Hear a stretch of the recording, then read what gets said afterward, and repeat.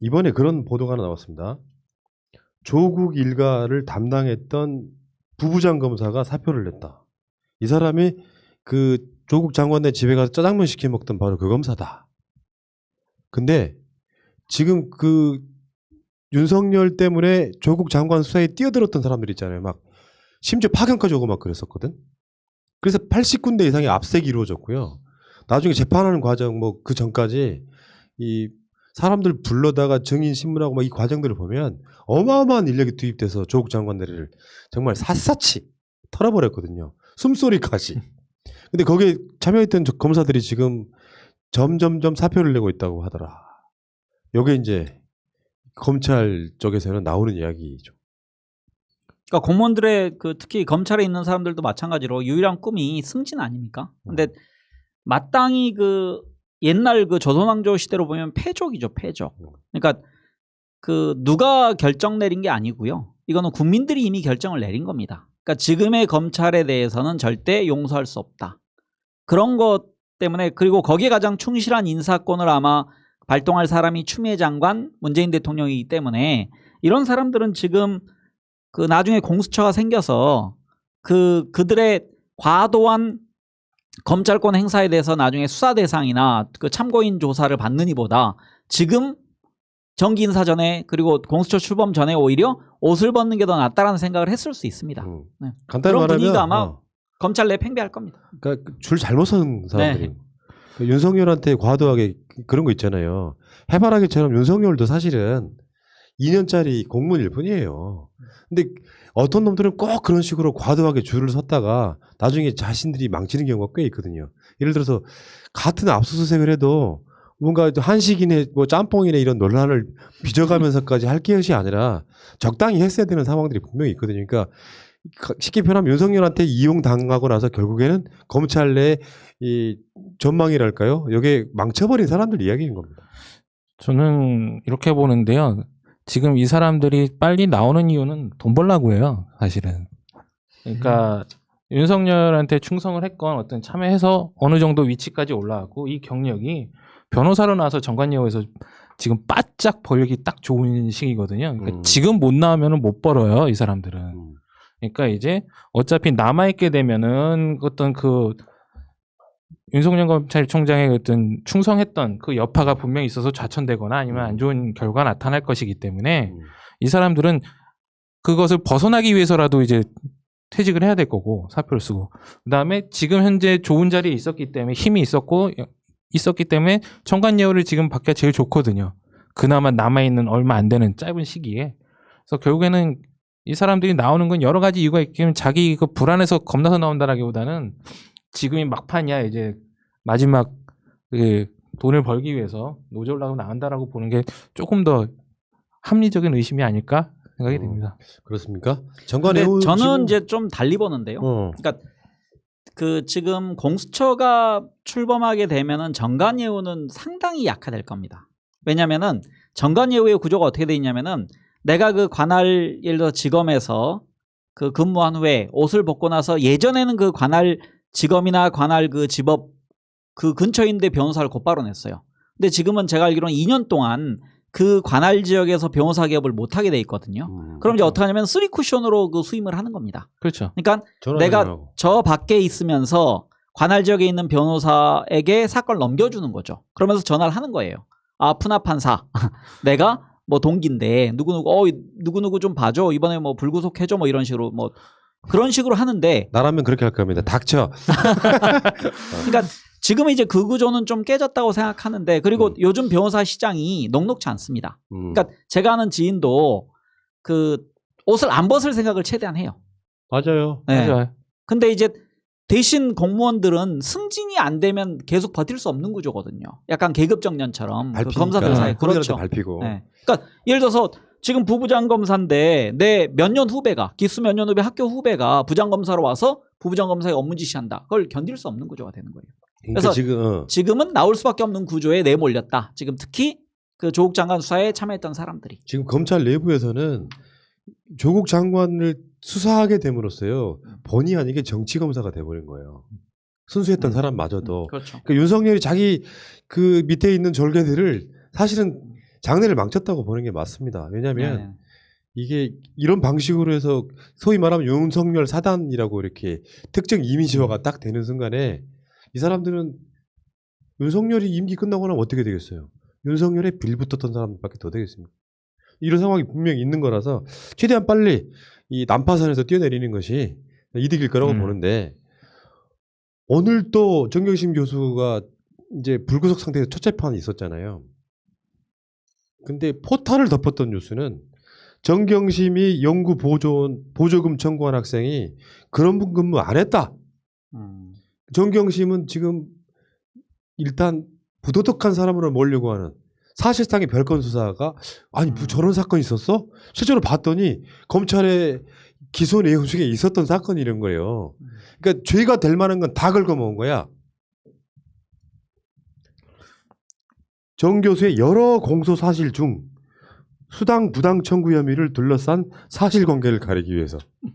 그러니까 방금 말씀하신 대로 제가 보면은 정말 막 저도 이렇게 종잡을 수 없는 게 과연 이 재판 흐름이 그 부정입학에 관련된 얘기를 하는 건지 아니면 정경심 교수의 개인 비리를 하고자 하는 건지 이게 막 헷갈릴 때가 많거든요. 그러니까 전체 큰 틀에서 네. 봤을 때 지금 나오는 재판의 흐름은 뭐냐면 정경심과 조국 내 가족은 부도덕한 사람이야를 입증시켜서 이미지를 나쁘게 만드는 재판하고 있는 거거든. 근데 보면 이 보도가 나왔을 때 사람들이 대부분 거야. 야, 이 기레기야. 오후 재판도 보고 이야기해줘. 계속 그런 댓글 달리고 있지 않습니까? 실제로 보면은 근데 보통 이제 정보가 없는 사람들의 입장에선 정경심 교수가 그렇게까지 막 뭐 보조금을 빼먹었단 말이야 이렇게 생각할 거 아니에요.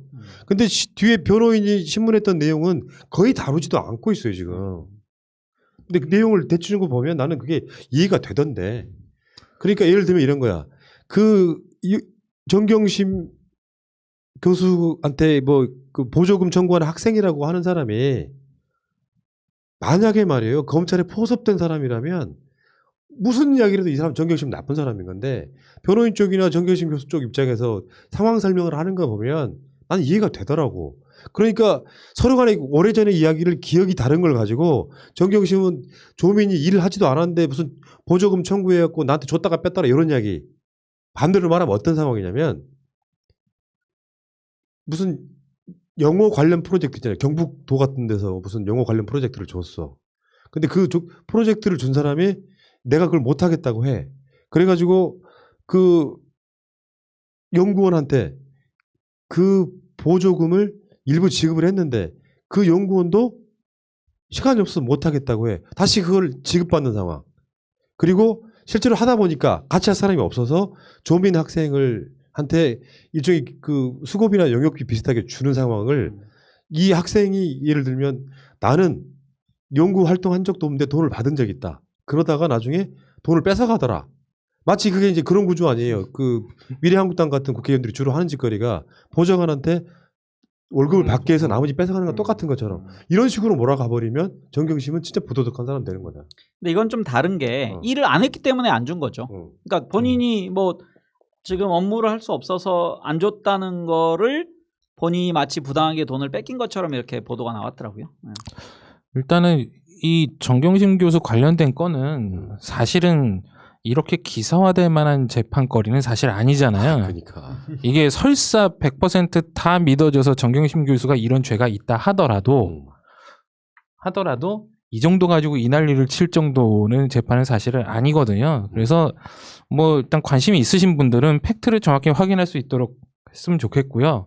관심 없으신 어떤 잘 모르시는 분들은 그냥 이런 기사 나오면 그냥 신경 안 쓰셨으면 좋겠어요. 별로 중요하지 않다. 이 사람이 뭐 조국이 얼마나 이런 거 뭐 수당 얼마 안 줬다고 해서 뭐 수억 갈취한 것도 아니고 어떤 영향이 미칠 정도가 아니니 그러니까 제가 그런 관심을 아예 끄도록 하는 게 더 좋지 않을까 싶기도 해요. 어떤 면에서는. 그러니까 이거 하나만 저는 논하고 싶습니다. 그러니까 동양대 학생이 나와서 법정에서 나도 정 교수 딸도 보조연구원으로 근무한 적이 없다 그랬는데 내가 근무 안 했으면 남이 근무 안 한 걸 어떻게 합니까? 그러니까 예를 들어서 이게 맞으려면 나는 근무했는데 정경심 교수 딸은 근무하지 않았다라고 돼야 되는데 내가 근무 안 했고 저 친구도 안 했습니다라고 어떻게 알아요?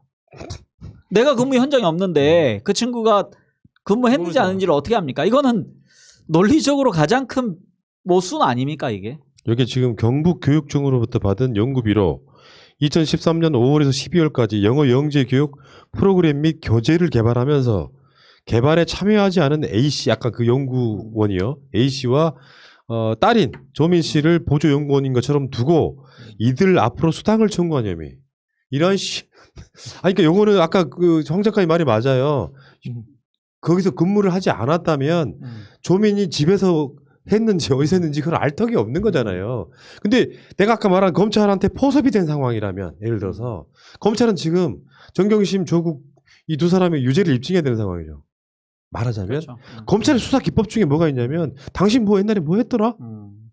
흔한 일이에요. 그래서 여기다가 정경심 교수가 마치 그 보조금을 빼먹은 것처럼 이미지만 나쁘게 만드는 거. 그러니까 예초에 뭐 입시비리네 뭐네 하지만 만약에 정경심 교수 관련해서 이게 만약에 불법적인 게 있었다면 정경심 교수는 이걸로 유죄가 나면 정경심 교수는 결국은 유죄 받은 사람 돼버리는. 그러니까 될 수 있는 모든 걸 다 걸었다는 거예요. 얼마나 악랄한 수사입니까 이게. 그러니까 가장 기본이 돌아가면 이겁니다. 그 여기 지금 학생이 동양대 학생이 딸 조씨 본 적 없다. 그랬더니 정경심 교수 측이 본인이 바빠서 못한 거다. 근데 본인이 바빠서 못하면 당연히 돈을 안 주는 거고요. 연구비를 다른 뭐 보조원에게 주는 게 맞는 거고 아까 말씀드린 대로 그 이게 제일 그 이 딕션의 그 논리는 없어지는 겁니다. 그러니까 나는 근무했는데 저 친구는 안 했다가 돼야 되는데 나도 안 했는데요. 저 친구도 안 했어요. 현장에 없는데 어떻게 하냐고요. 이건 직접적인 증거로 채택이 안 될 가능성이 저는 크다고 생각합니다. 그리고 또 뭐 그 관련해 가지고 또 인턴이 또 나오더라고. 우리가 알지도 못하는 거 검찰은 긁어다가 재판정에서 그거 해줬냐 안 해줬냐를 난리를 치고 있는데 정말 부끄러운 이야기예요.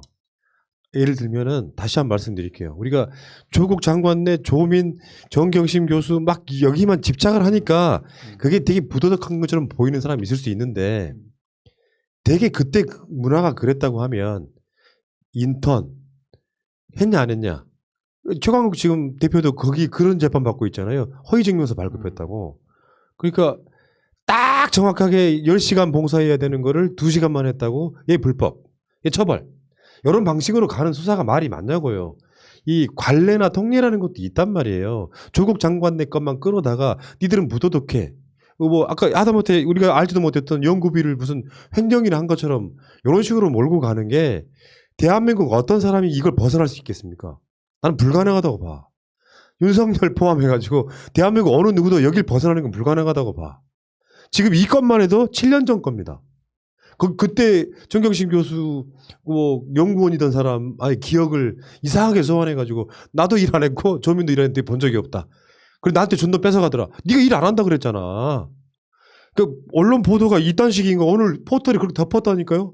마치 일을 안 했는데 돈을 경북에서 나온 보조금을 빼먹은 것처럼.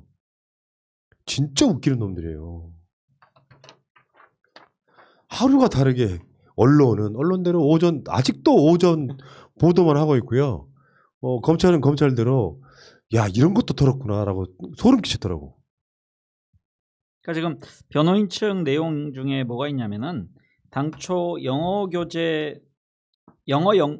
영어 영재교육 교재를 집필한 교수가 데드라인을 못 지켜서 정 교수가 그러면은 책임자인데 급할 거 아닙니까? 그러니까 이제 이렇게 급할 때는 주변 사람들 그 손을 좀 빌리거든요. 그러면서 아마 영어를 좀 조민 씨가 잘하기 때문에 조민 씨를 일을 시킨 겁니다. 제가 보기에. 그러니까 저도 책을 몇 권 썼었는데요.